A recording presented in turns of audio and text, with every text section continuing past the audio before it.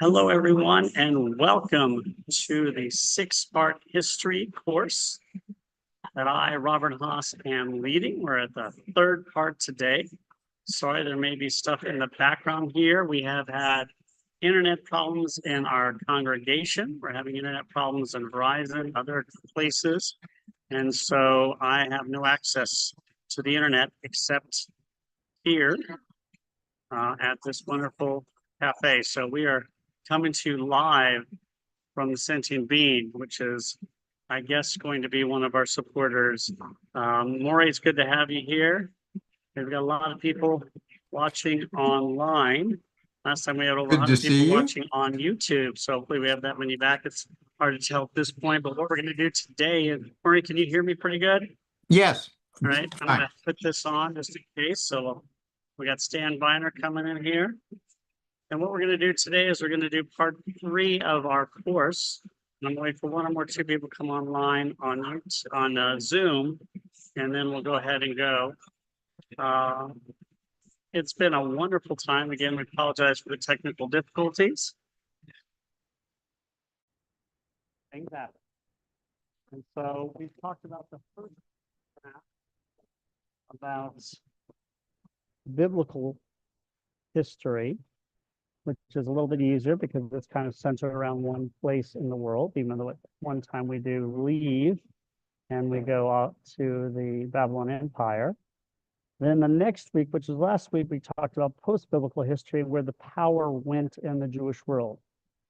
Went from Israel to Babylon under the Sassanids and the Caliphate, then to Spain under the Caliphate that moved there, the Umayyad Caliphate, same one. Then it went to Eastern Europe, where at one point 80% of all Jews lived in Poland or in that area. We talked about how the power base is different in certain places. For instance, in Spain, it was very educated. People who were Jewish went to university, they studied poetry and math and science and civics and all of these things that we do in America. But when you came to Poland, after several hundred years of Poland, when the Jews are moved into what we call the Pale Settlement, during those period, the education was completely based on Judaism.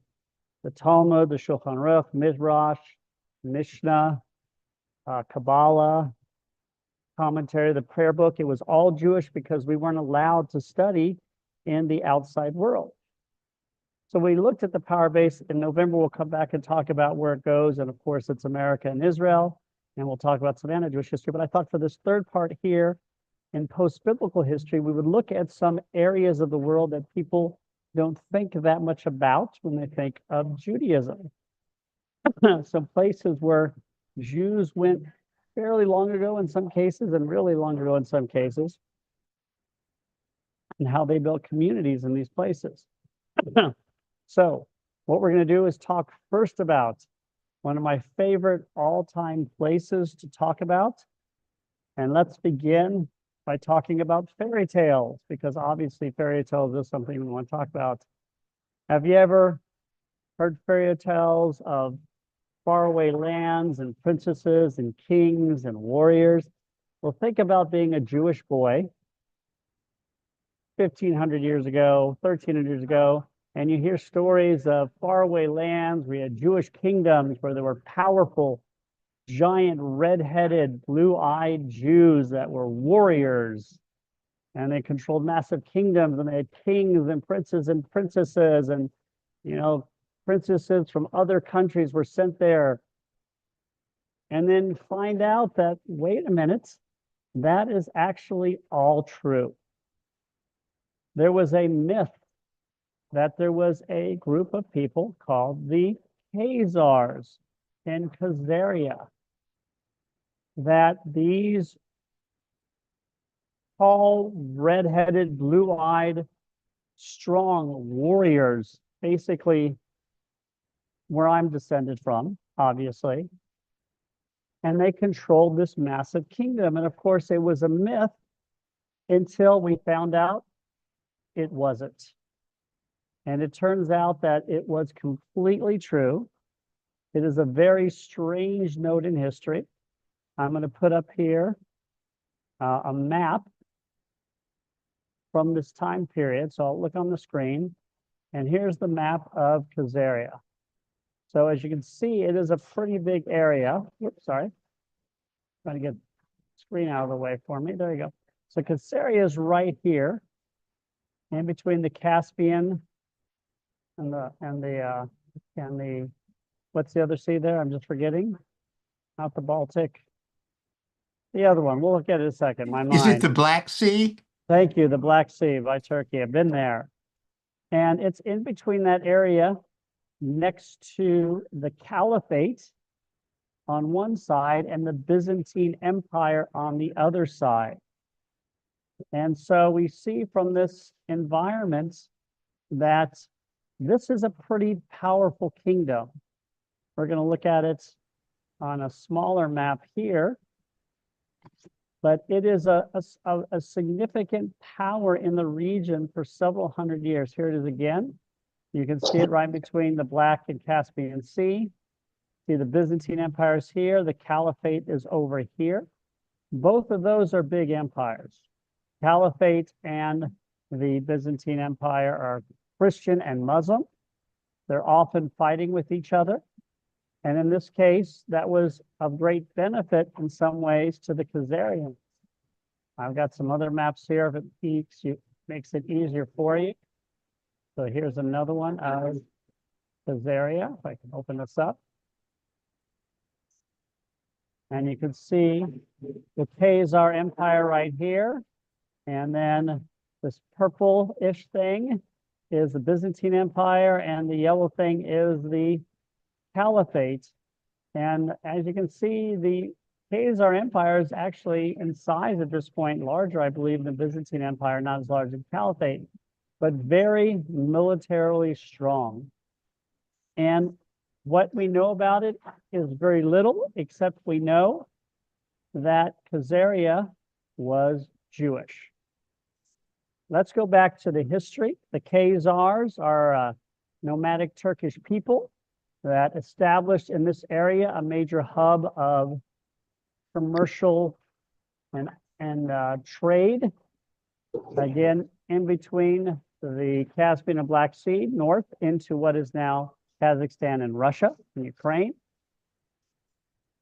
It was a burgeoning power in the 6th, and 7th, really 7th century is when it came into real power, but burgeoning power in the 6th century. In the mid-7th century, it became a major power in the area, circa 650. And it served again as a buffer between the Byzantine Empire and the Umayyad and then the Abbasid Caliphate. It was also there during a little time during the Sassanian Empire. It was a kingdom that had alliances with the Byzantine Empire for a long time to help the Byzantine Empire keep the Caliphate at bay. Not only that, the Byzantine Empire was so beholden to it at one point that they sent one of their princesses to marry one of the children or the Khazar himself. And so who are the original Khazars? We don't know. They may be from the Huns. They could be from other places.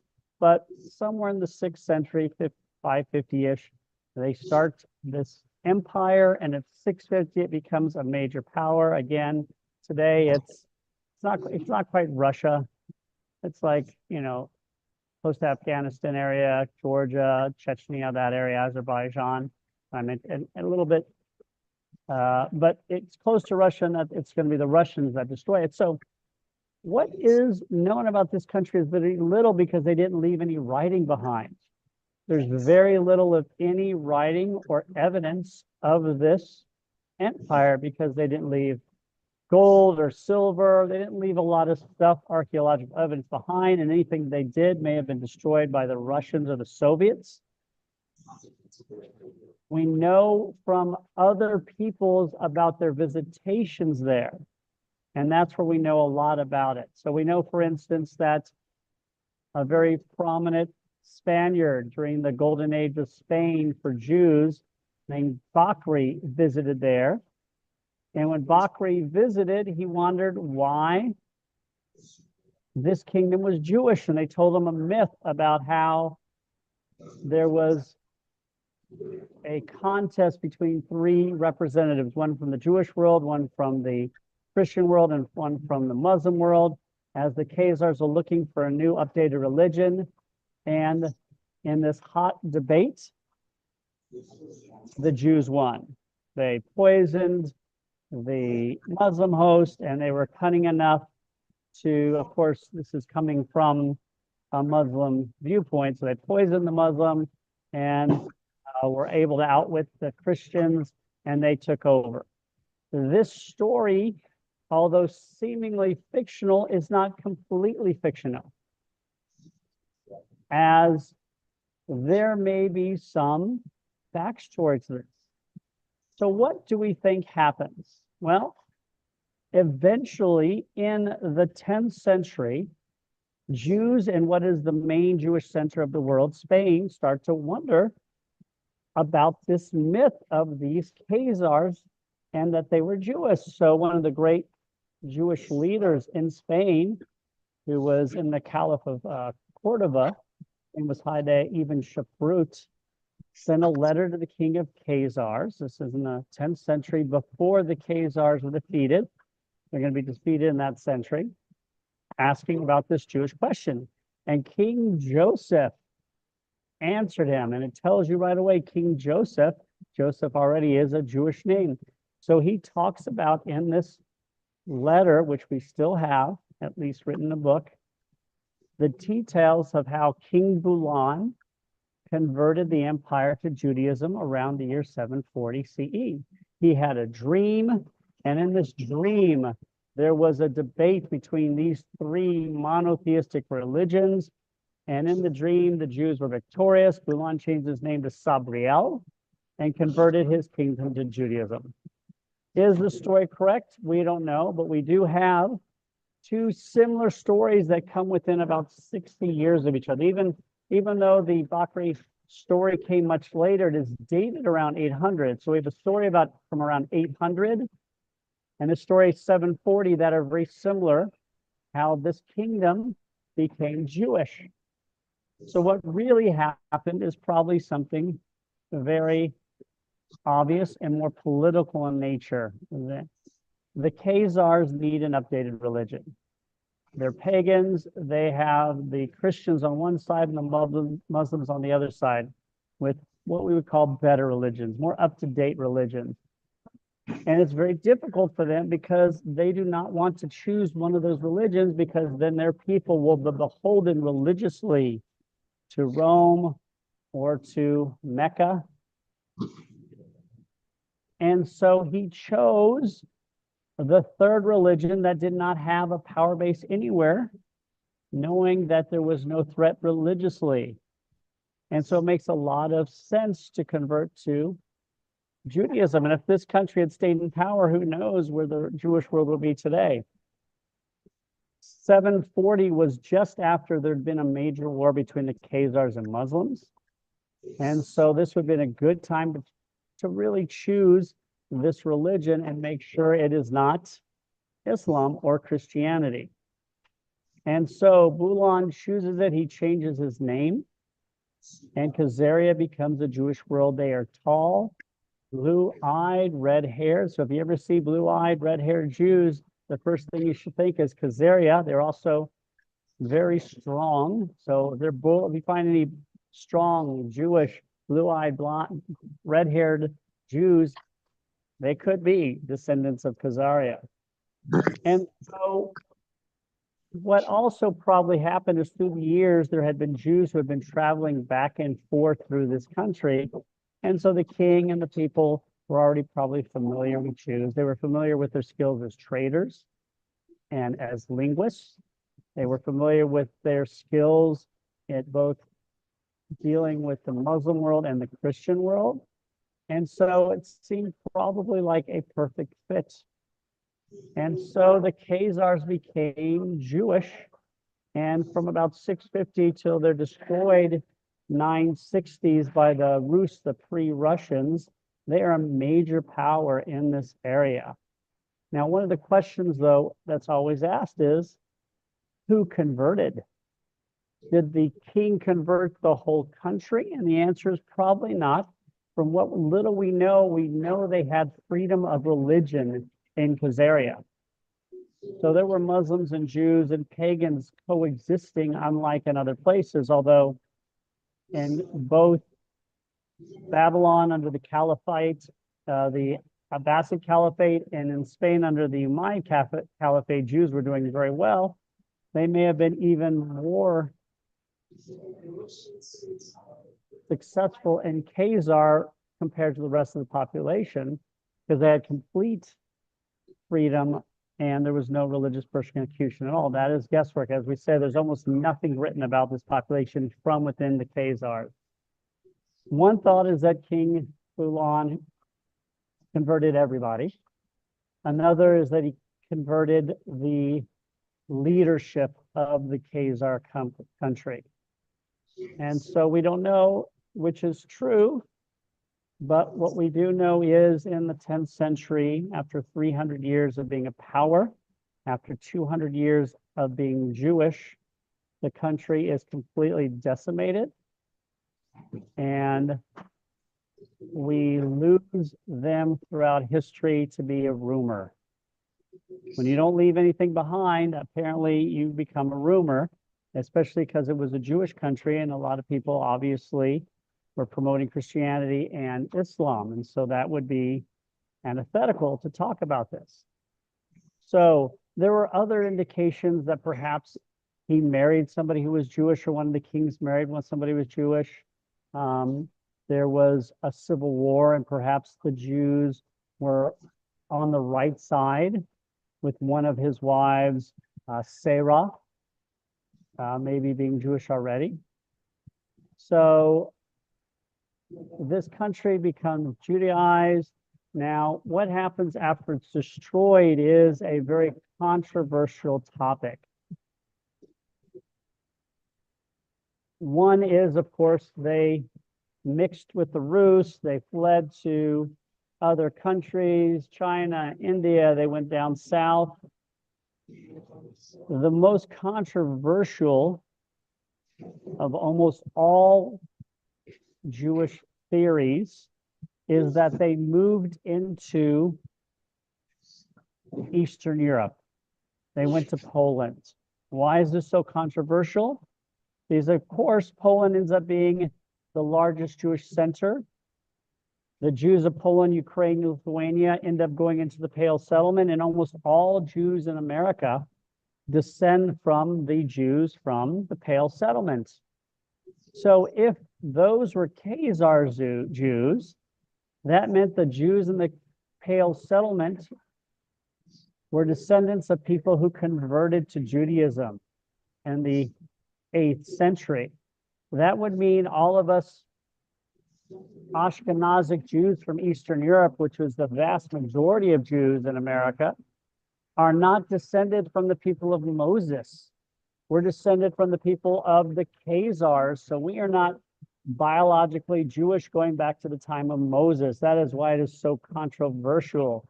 Is it proven? No, they just use the numbers. Well, there's a lot of Jews in Poland and we don't know where they come from. So they must have come from this area. That we don't know for sure. Obviously, the Polish Jews, though, were not, as far as we know, tall, blue-eyed, and red hair, although there are some of them who are. So this is a little bit about the country of Khazaria. It is a true story. Again, we have Hasdai ibn Shabrut's discussions or letters going back with him and the king in the 10th century, which is incredible because most people still don't know about this story. It should be talked about much more often in the Jewish world.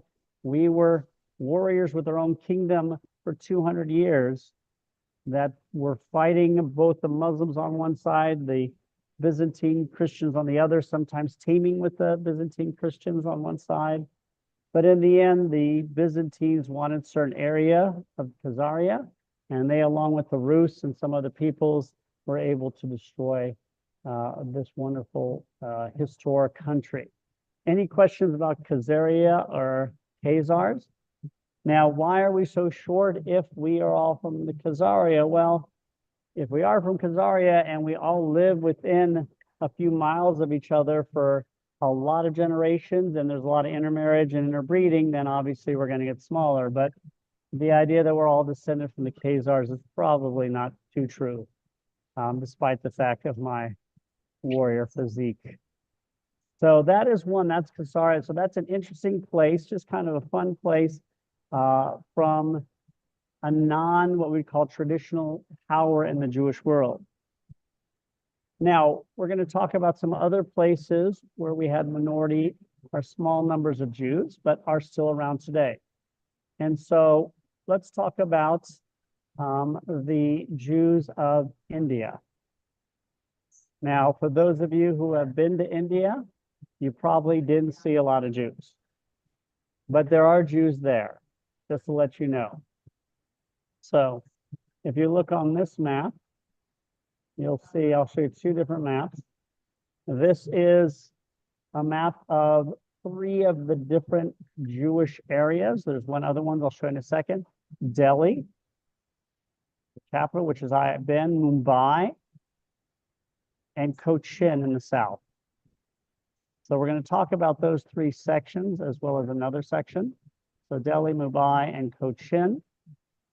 And then I'll show you another map as well, which is a little smaller map, but I'll show it anyway. And you can see here that there's another Jewish sect over here in the corner in eastern India, and we'll talk about that as well. So when we talk about the Indian Jews, we're not going to be talking about one group of Jews like Khazaria. There are going to be various groups of Jews that moved to India. First of all, there are ancient Jews. Well, first of all, today there's just under probably 5,000 Jews in India, mostly in Mumbai and some in Delhi. A lot of the Jews in Delhi are Jews that moved there in recent times and are doing business there. Obviously, a lot of business done in India. But there are several types of Jews. The first and most famous are the B'nai Israel, which are the ancient Jews. And these are the Jews that go back way back. How far back? We don't know for sure, but some say all the way back to the Hanukkah story. So 2nd century BCE, that a ship was wrecked near Mumbai. Only 7 families survived and no religious texts.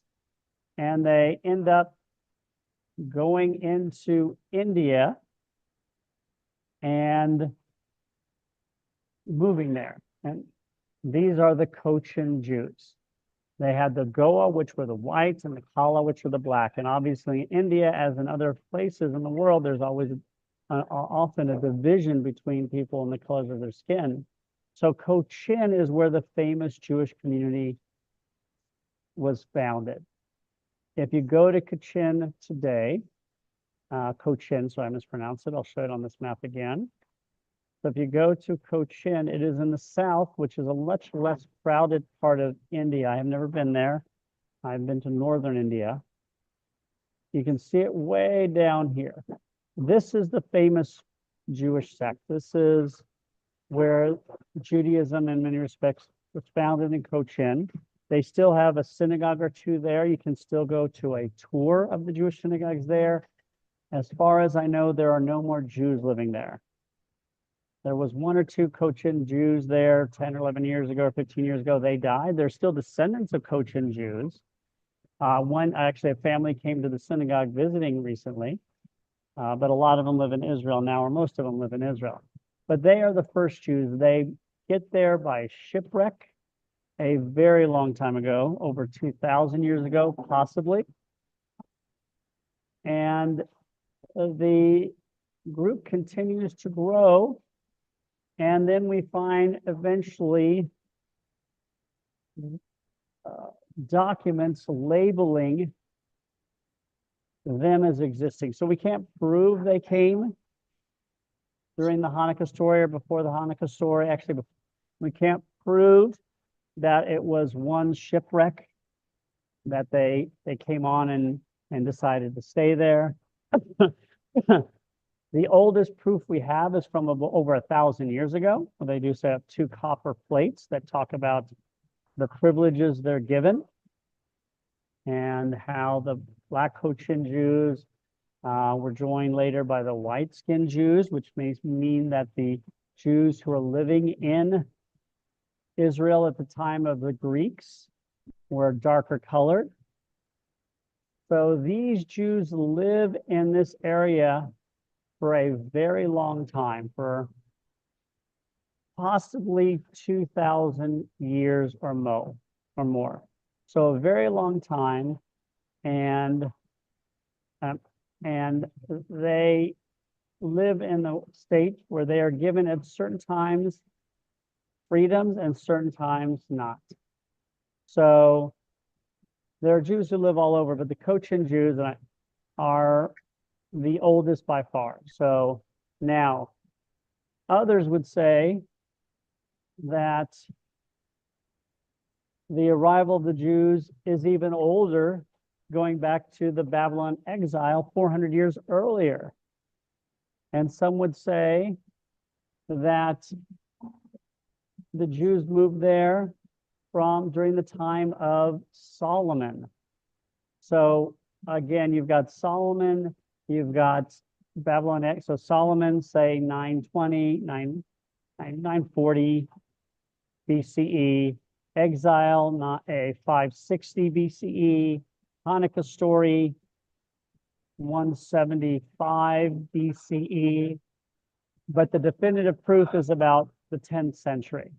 So the Cochin Jews had a very good relationship with the rulers themselves. These plates talk about the Cochin community in the 4th century CE, but we don't have them till about 1,000 years ago. So they could have been much older, but again, there's no proof of this. They settled in this area. They traded peacefully. There was a leader named Rabban. We know that they had that in the 16th century. They had a lot of rights to homes, to houses. They were able for a long period to keep their religion. They were protected by the government. But at times they struggled. At times they were attacked by the Moors or the Muslims. At times neighboring princes within India would take away their privileges. But if you go to India, you now can see that the Cochin Jews still have history there, and you can still see them. And so again, the Bnei Israel, most of them are living in Israel. But if you go there, you can still see the Ohel David synagogue if you go to Mumbai, because a lot of them moved up. Most Jews in India live in Mumbai instead of a lot of the Cochin. And so that's one of the groups of Jews. And the most famous is the Cochin community because they were there for so long. And they were so established for so long, and they were treated so well for so long.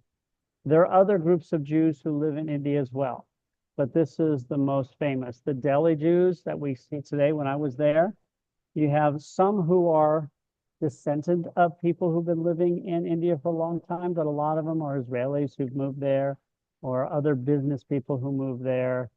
Same in Mumbai. In Mumbai, there are a lot of Jews who have moved there also who are doing work, who have come from other places and are not necessarily part of the Bnei Israel, but there are other groups as well. Sephardic Jews started moving there from Baghdad in the 19th century, and they moved to Cochin. Obviously, there was a lot of trade. They probably were there, and it was probably a large group, as many as 2,000 Jews who were from the Muslim area of what is now Baghdad, which would have been controlled by the Ottoman Empire, went there, and they flourished in crafts. One of these guys eventually became the mayor of Bombay when they moved up there. So you have the Sephardic Jews who moved in the 19th century. You have Ashkenazic and Israeli Jews moving in the 20th century. You have the Cochin Jews who have been there for 3,000 years, 2,500 years, 2,000 years, but can be proven for at least 1,000. You have Jews who came earlier, the Chennai Jews, or the Chennai Jews, depending on how you do it, were Spanish and Portuguese Jews who came during the 16th century after the Alhambra decree, after Jews were kicked out of Spain, and then a few years later out of Portugal. You have the Jews of Goa, who are also Portuguese Jews who, during this same edict, left. So you have a lot of other Jews. You have Syrian Jews who moved in from other places. You have Jews who lived on the East Coast, not the East Coast, on the eastern section of B'nai Menashe. I think that's our Menashe would probably be. And I think they originally believe they come from the 10 lost tribes. And these are more recent converts to Judaism. So there's a wide range of Jews coming from various areas. And a lot of the Jews, obviously, when the country was split into India and Pakistan, a majority went into India for obvious reasons. So this is the Indian Jews. There's still Jews again today, most of them in Mumbai. No more Jews in Cochin. There's really no more Jews on the eastern parts where there used to be a small Jewish community. But if you go there, they're kind of mixed. So you will see, if you go to Mumbai, especially Little Delhi, that you go in and Jews look like Indians, just like any other Indians. Their synagogues would have looked like Indians with the design of whatever the age was. They spoke the various dialects. And a very long time, not as much or very little anti-Semitism, we call it, and certainly very little in the modern area, except they did have the bombing of Chabad in about 20 years ago. But they had some very prominent Jews who moved there as well, who rose in the ranks. And it's a really interesting place. So hopefully I will get to Cochin one day, but the famous Jewish community is the one in the south, the Cochin Jews. Came from the time of Solomon, came during the Babylonian exile, came during the time of Hanukkah. They have the 2 copper plates that talk about the rights given to them in the 4th century. And then, of course, those plates are from about 1,000 years ago. So most of the Jews in India, though, did eventually move to Israel after 1948. A lot of them, I believe, end up in the deserts of the Negev. It was hard to find places for people to live. So, and again, today, the population there is probably about 5,000 Jews in India today. Any questions or thoughts? But it is interesting that that population has been there for so long. And obviously, the longer you go back, the less modernity you have access to. So India, although they were Jews living there, India is within a lot of the trade routes. So they're going to know what's going on. And a lot of the Jews there were traders and businessmen in Cochin. And so we're going to see, as with Africa, the world doesn't pass them by as much as with Africa, because India, as we know, is almost always going to be a major trading partner because they have stuff that people want. And it's unusual, and it's a lot of it. And so there's always going to be trading because they wanted stuff also from other places. And so India was on the major trade routes for a very long time. When we come to the Jews of Africa, it's different. And what we're going to do now is I'm going to show you here, if I can get it started, slideshow start, there you go. There you go. And thank you all for understanding. I hope you can hear me clearly. I know the picture's not as good. The internet is down at the synagogue. It's down in my house. It's down on my phone. It's down everywhere. So it's great to find a cafe where I could do this. So here is a little ditty on the Jews of Africa.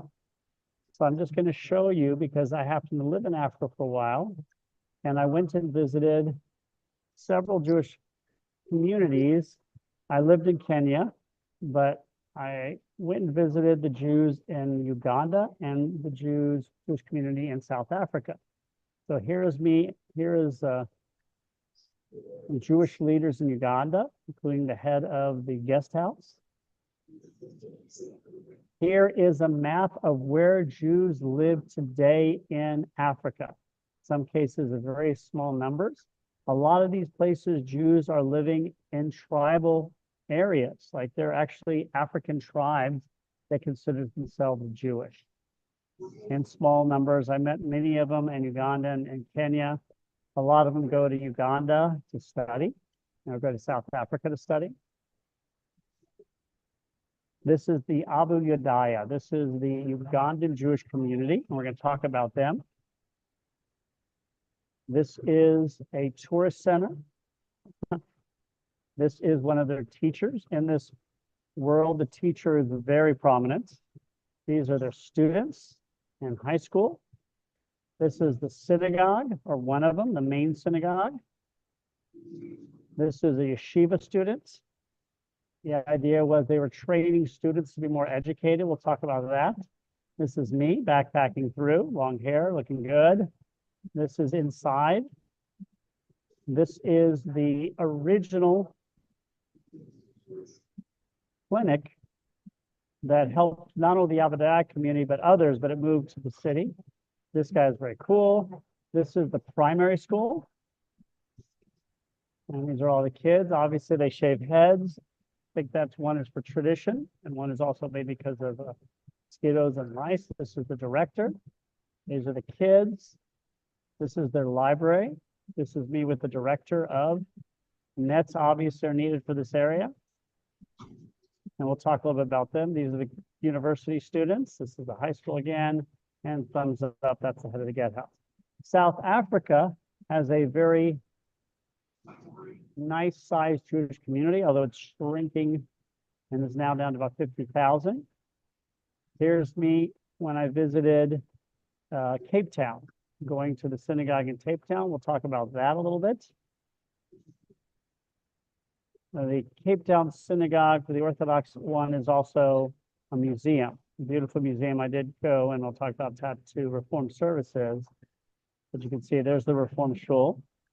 So that's a little bit of some pictures from there, but let's talk a little bit about the Jews first of Ethiopia. So Ethiopia is a really important Jewish community because it's become so famous in the modern world. Now, the Beta Israel, as they're known, became very large. Probably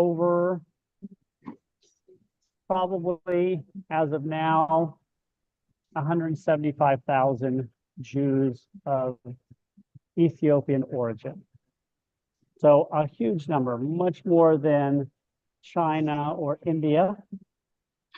And it's very famous because we know that many of them moved to Israel. So let's talk about this story. This is a very interesting story because they believe that their origins come from a relationship between King Solomon and Queen Sheba. And from this relationship, they have the first Jewish person, their son, who would go on to meet others. And eventually the Ark of the Covenant would go down and be stolen and taken down to Ethiopia. So they still believe that it's buried in Ethiopia. They know the place. For those of you who know the story, Solomon puts the Ark in the excuse me, in the temple. And when the temple is sacked in 586, 587, the Ark's not there. So it disappeared at some point. Some believe the Egyptians took it, and the Ethiopians believe that they took it and that they buried it in one of their monuments that is now a holy place. Are they based on this? Who knows? Some believe that they are from the tribe of Dan or one of the other lost tribes, or from the Cush. Also from it's Cush is a group of people mentioned in the Bible. In the 4th century,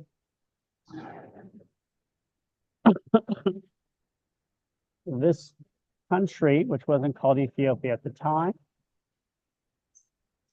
became a Christian country. And so the Ethiopian Jews became ostracized and were living on the outside looking in for 1600 years. And during this time, they became isolated. And unlike the Jews in India, which we all knew of, and were trading, they become a myth. And then they cease to become a myth at all and just become nothing. And there is no literature about their history in our world.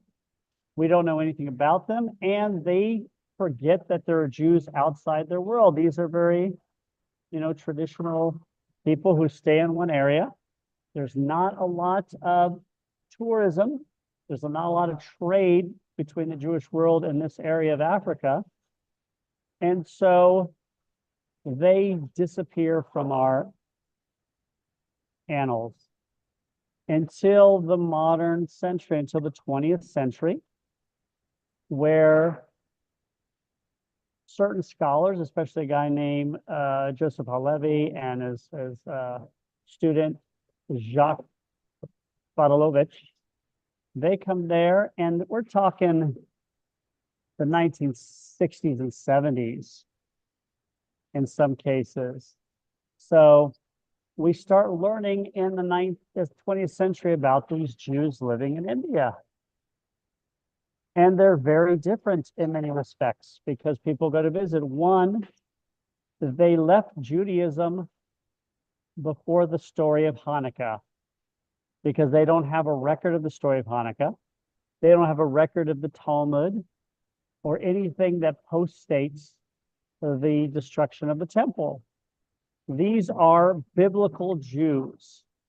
They have the books of the Bible, most of them. They have the 5 books. They have Joshua, Judges, Ruth. They have Lamentations. They have part of Jeremiah. They have some other books that didn't make the canon, like Sirach and Judith and Jubilees and Enoch. Their translations are a little different in some cases. So they have a very different lifestyle. And without the Talmud and the rabbis, their Judaism looks very different. They're still sacrificing animals on their holidays. And remember, we're talking the 20th century when we come to find that they are there. And so there's already discussions about what do we do for them? Because once Israel has been founded in 1948, we know that Israel enacts the law of return, that all Jews can move to Israel and automatically become citizens. This is a problem because they're Jewish, but it's hard to prove they're Jewish. I mean, they've got these books, they've got these traditions, but we haven't been following them through the ages. So eventually in 1973, Israel recognizes that they are descendants of the lost tribe of Dan. And once that has happened, now they are considered Jewish according to Israel. So what does that mean? It means they can move there. So small groups start to move into Israel in the 70s and 80s. But of course, we all know about the Operation Moses, when 15,000 Jews are brought out, and then a couple hundred more. And then in 1991, Operation Solomon, where we find out, in each case, we found out that rogue militias were planning to go in and kill and destroy these Jewish communities, Israel saved them, moved them to Israel. Of course, the integration was very difficult, especially for the adult men, because in the adult men and their world in Ethiopia, they were the leader of the family, they're the leaders of the tribe. In Israel, they are nothing, unfortunately. They don't have any skills. They have no skills in modernity. The kids learn Hebrew. The kids go to school. Mothers can sew. Mothers can weave, and do other things that they can sell and make a little bit of a living. So it was very difficult for the men. Now, as I said, there's 150,000 plus. They have become integrated. There was a little bit of racism in Israel, not as much, because again, it's such a small population. But again, once they go through the army, they're now Israeli as anybody else. And so most of them live there. There's still 9,000 or so Jews in Ethiopia. Israel does not recognize all of them as Jewish, because a lot of them, they say Israel said converted because they want to leave and go to Israel. So that's always the balance. We know that that was an issue with, of course, the immigrants from Russia after the fall of the Soviet Union. They hadn't been Jewish in generations. And so you see a lot of Ethiopian Jews in Israel. You don't see Ugandan Jews in Israel. Why don't you see any Uganda Jews in Israel? Because they have a very different history. Now, I went there and visited them. Why? Well, what happened to Uganda is very different. The Abu Yudaya do not base their history on the tribe of Dan or an interlude between Solomon and Sheba. In the 19 teens, there was a warlord who was living near, now they live in Mbale, but anyway, he was connected with the British, and he converted to Christianity when he was young, and he thought that by being a Christian, he would be given a very large territory by the British, and that they would recognize him as a king of this area. When they didn't, he began to resist himself. He heard about Judaism and converted himself and his family and his community. And this is 1913, 1914, 1915 to 1920. So he converted his family and his community, and they became the Abu Yudaya. And they lived near Mbale, and they still do there in Uganda for years. They met outside Jews starting in 1920. A famous Jew named Joseph, nobody knows anything around, came there and told them about Judaism and the holidays and all that stuff. Told them about keeping kosher. And so they stayed as a group of Jews until terrible persecution by Idi Amin in the 1970s and early 80s, where almost all of them converted or were killed. After he was dethroned, they started to make a comeback. And of course, today there's, several thousand of them living there. They're probably more than 2,000 living in several areas. The area I showed you was the main area where they live. And they have a lot of support from the outside world, especially the conservative movement has gone there, has ordained one of their leaders who went and studied in America. They've had students who have gone to study in America and other places, because education in this world is predominant.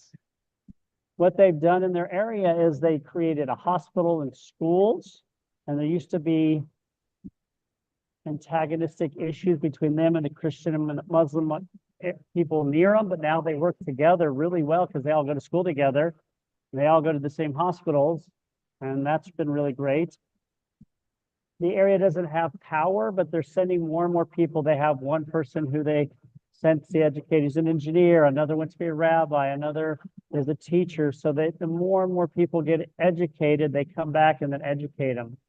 So the question is, why haven't they moved to Israel?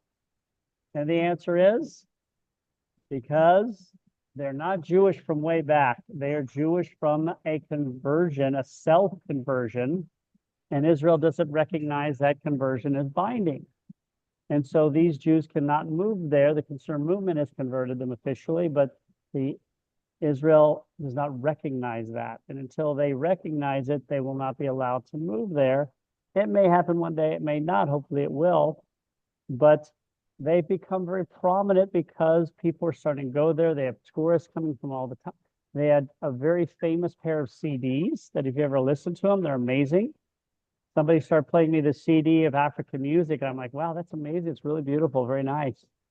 And he says, what language is it? I said, I don't know. I don't speak any African dialects. He said, well, it's Hebrew. But it sounded like African music to me because they have their own, tunes and nusach, although they now use a lot from the conservative movement. They're religious. Men and women, though, are mixed together when they pray, because obviously dealing with the conservative movement in the last few years. So there's documentaries about them. If you ever go to that area, it's fun to visit. They're nice people. They have services every Friday and Saturday, and they're so welcoming of outsiders. It's really, has anybody else been there? But not, highly recommend it. I had the fortune to go out there and travel and spend a while out there just to visit. It was really quite a great experience. So other Jews, obviously, and we're not going to get to China, unfortunately. I apologize about that. But we'll get to, of course, South Africa. And South Africa has a very different history than the rest of Africa because the community of South Africa comes mostly from Europeans.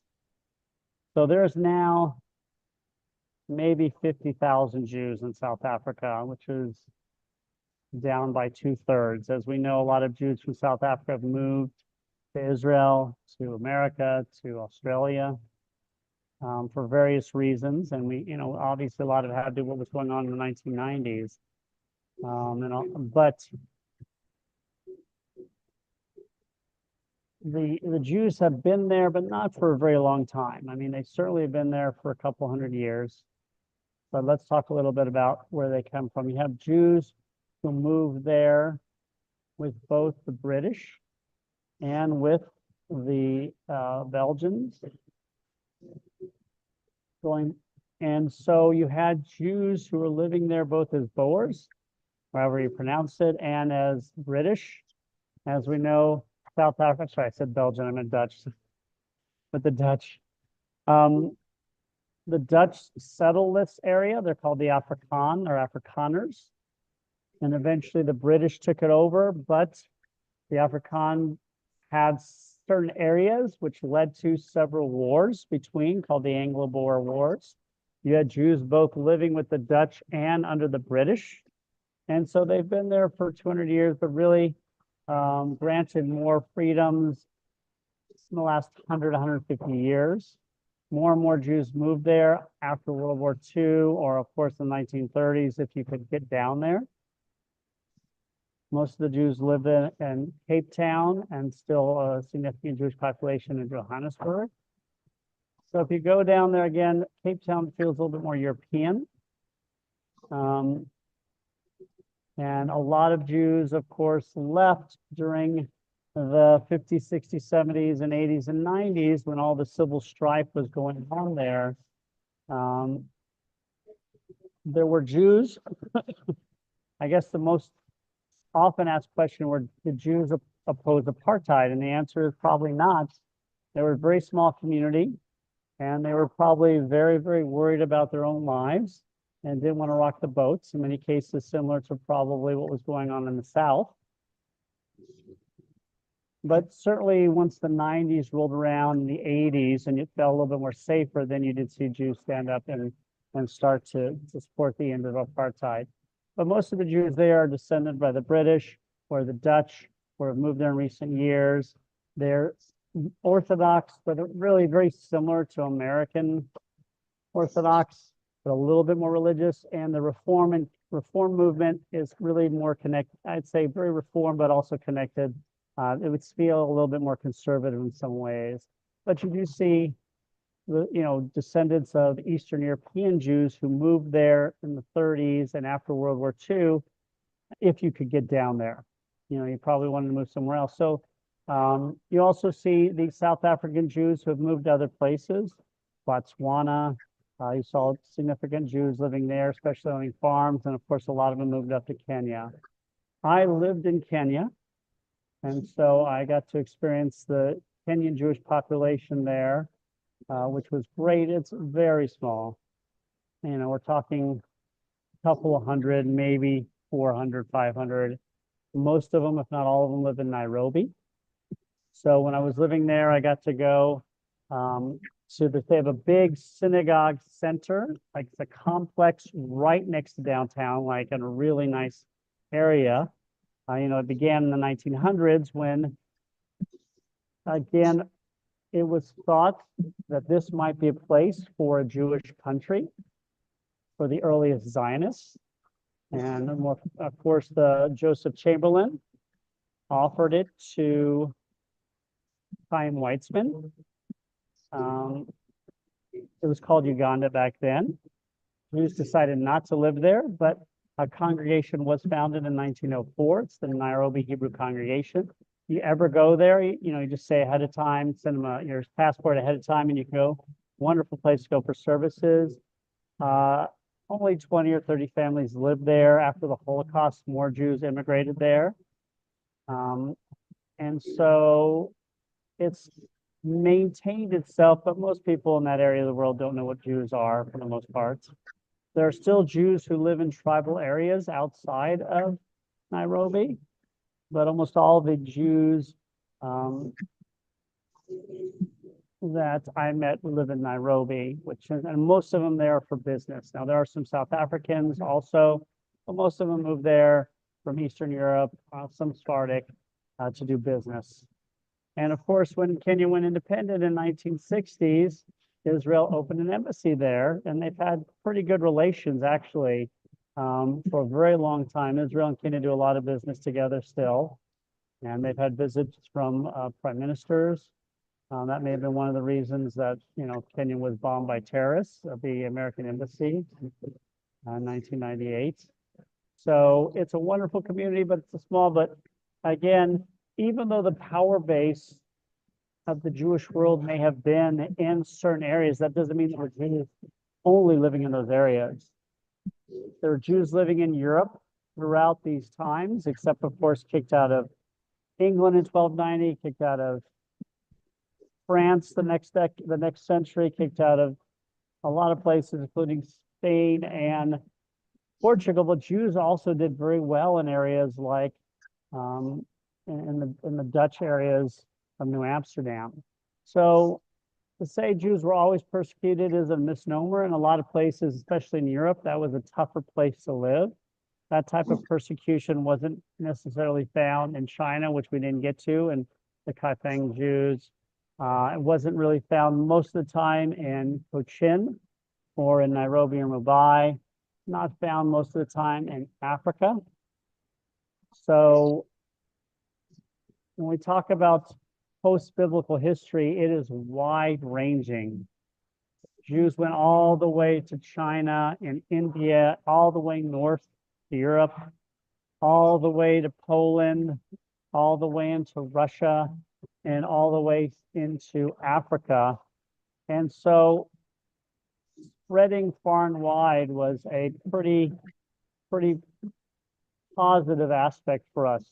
And in most cases, Jews kept in contact with each other. That's why they were so good at traders, because I knew Jewish languages, and I would go from India to Mesopotamia to the Caliphate, and I may speak an Indian language, but I also spoke a Jewish language, so I could speak with Jews in India, and I could speak and be an intermediary between the Caliphate and them and traders. So we also, most people don't realize Jews were so well known as being traders and moneylenders, and not just in the sense we found in Europe, that we developed our own monetary system. So if you attacked me as a trader you were taking my Jewish money cards, maybe, but it didn't translate into money for you. It would be completely worthless to you because it was only worth any money to another Jew. And if I memorized what I had, I could just probably tell them using my memory what I had instead of having to carry actual cash often. And so it's little things like this that led Jews to be very prominent in the trading world. But again, post-biblical age is a vast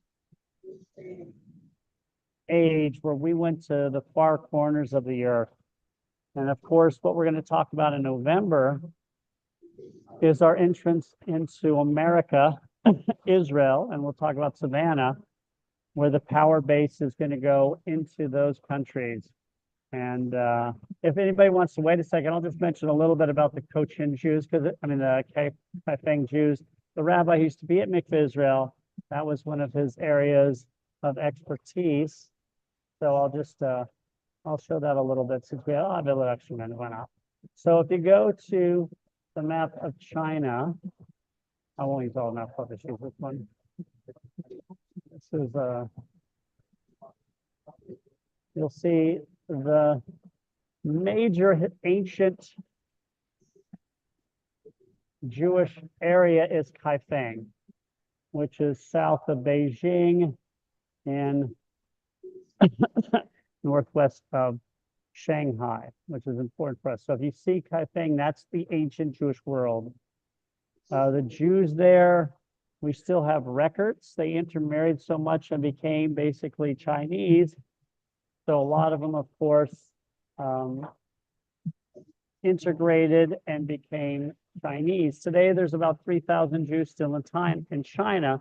Most of them, though, are not the Kaifeng Jews. Most of them are Sephardic and Ashkenazic and Mizrahi Jews and some converts who live there and do business in Hong Kong, especially, but also in Shanghai and Beijing. So the first Jewish immigrants to China are believed to have been in the 8th century, so 700s, during the Tang and Song dynasties. And they stayed there all the way to the 19th century because the Kaifeng Jews were there all the way until the 19th and early 20th century. So merchants from around the world started going there in the 19th and 20th centuries as China started to open. And of course, it became under the control of the Brits. And so that brought a lot of Jews also there for business. Jews escaped there during the Russian Revolution. And by the time of the People's Republic of China in 1949, very few of the Kaifeng Jews were considering themselves Jewish. So the Kaifeng Jews lasted for about 1,000 years, from the 700s to the 1800s. But they intermarried so much that they really started to become, visually Chinese and started to just eventually assimilate. Now, there is, though, a belief that Jews went to China earlier than this, that Jews were going as early as 200 BCE on the Silk Road, which sounds like it probably has a lot of merit to it. So there were probably Jews from Babylon and Persia already going into China and trading before the story of Hanukkah. But the first Jewish community is not until the 800s or 700s with the Kaifeng Jews. And they lived in this area for maybe 1,000 Jews, 1,000 years, integrating with the Chinese population, marrying Chinese men and women. Sometimes they would convert, sometimes Jews would convert out.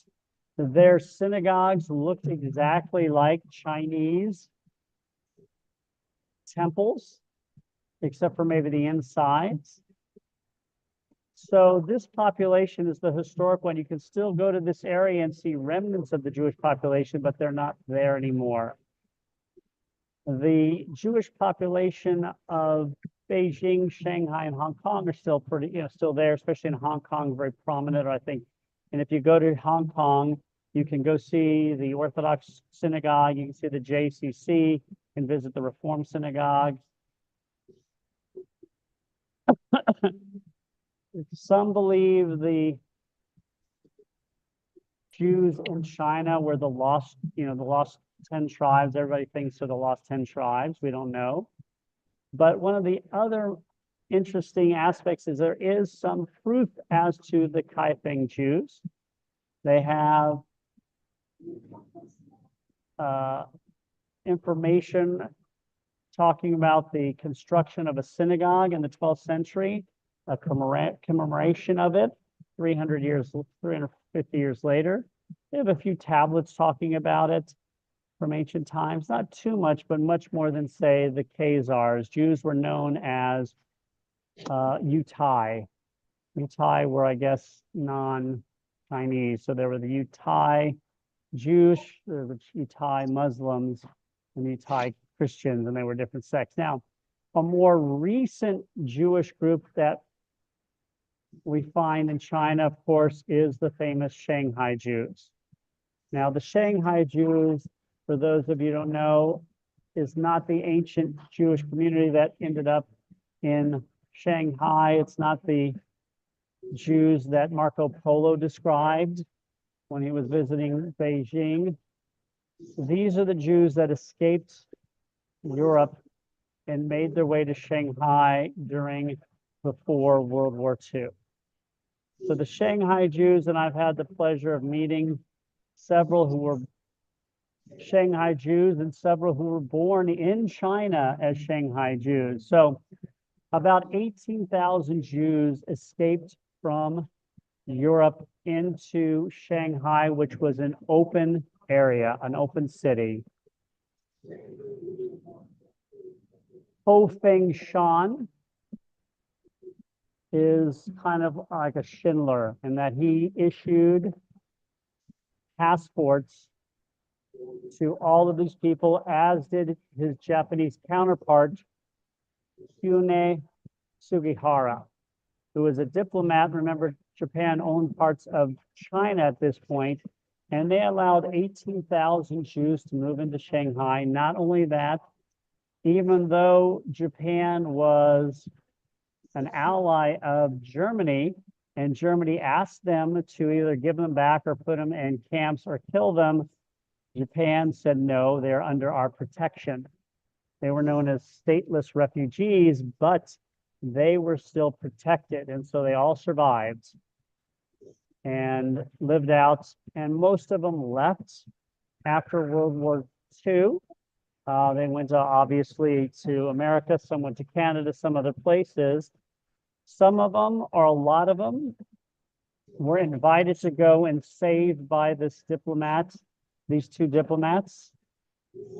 Others, there were intermediaries who, of course, forced them to pay lots of money to get out. But again, in the end, 18,000 did get out, and almost all of them afterwards. So when they say Shanghai Jews, they could be talking about an ancient, an older Jewish community there that lived in the 19th and 20th century, or you could talk about the Shanghai Jews after World War II who moved eventually to America, Canada, and Israel.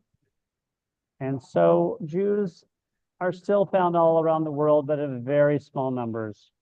Almost all Jews today live in America or Israel. And we'll talk next in November about the side effect of America and Israel. And the side effect of America-Israel, for all that American-Israel that's done that's so great, is it was the end of world Jewry. The America and Israel have ended world Jewry, as the percentage of Jews living in America and Israel is increasing, while the percentage of Jews living outside in America and Israel is decreasing. And I hope the music is not too loud for you guys. I apologize. This is so is the music too loud, Stan? Can you hear it? No. Okay, good. So what we see today is maybe 90%, or certainly 85 to 90% of all Jews live in America or Israel. And that number is probably only going to grow. There is no other country in the world that has even 500,000 Jews. I think France now has under 400,000 Jews, and they're considered third. So we're talking, 6.5 million to 7 million, and for the rest of the world, 1.5 million to 2 million Jews. So we'll talk about that. America and Israel have been great for the Jewish world, but this world Jewry has not ended, but the Jewish population in Europe is decreasing, and the Jewish population in South America is decreasing. There was a really big Jewish population in Brazil that reached up to maybe 400,000 or 500,000, is now down to like 150,000. Russia, obviously, there's smaller numbers, although some Jews have moved back for business. So thank you for joining us here, everybody. If I said anything that is incorrect according to scholars, I apologize that those scholars are so wrong. So again, we will be coming together in November for 3 sessions. American Jewish history, which doing that in an hour is almost impossible. We'll then also do Savannah Jewish history, where we'll combine that, and then we'll do Israeli Jewish history. So we'll see you guys later. Thanks again for joining us Thank on you. YouTube and on Zoom. And for anybody who came to the synagogue to watch, I told them to send you guys away and go online. I apologize. There was no internet at all. So that's why I went offsite. So next week, in November, we'll probably go back to the synagogue. So stay safe, everybody. Thank you.